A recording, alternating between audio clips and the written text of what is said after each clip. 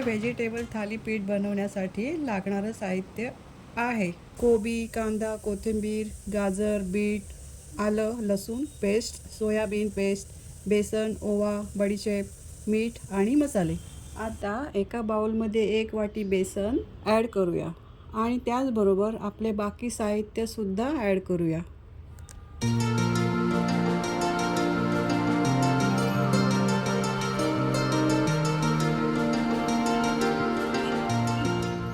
आता मी ताटातले सगळे साहित्य ॲड करून घेतले आहेत.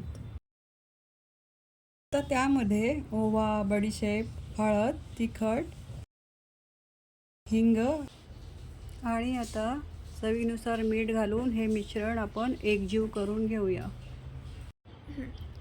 या मिश्रणात थोडे थोडे पाणी घालून आपल्याला हवे तसे मिश्रण करून घेऊया.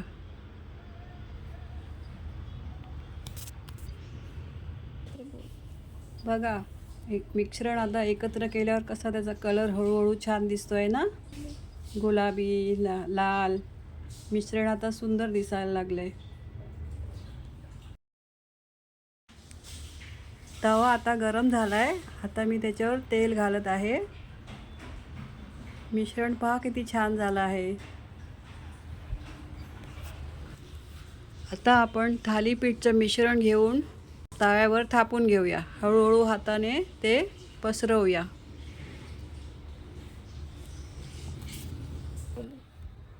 आता आपण थापून झाल्यावर बोटाने मध्ये मध्ये होल करून घेऊया, कारण त्याच्यामुळे थालीपीठ लवकर शिजेल, आतमधून कच्चं नाही राहणार. पलटवल्यावर बघा किती छान खरपूस शिजलंय, ते दिसतंय ना छान. मग तुम्ही पण करून बघा पौष्टिक थालीपीठ.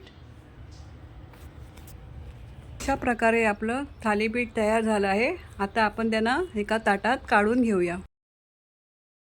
मी त्याला आता सॉस बरोबर सर्व केला आहे. मी हे सॉस बरोबर सर्व केलं आहे. तुम्ही हे दहीसोबत सुद्धा सर्व करू शकता. बघा हे किती छान झालं आहे, हेल्दी पौष्टिक थालीपीठ.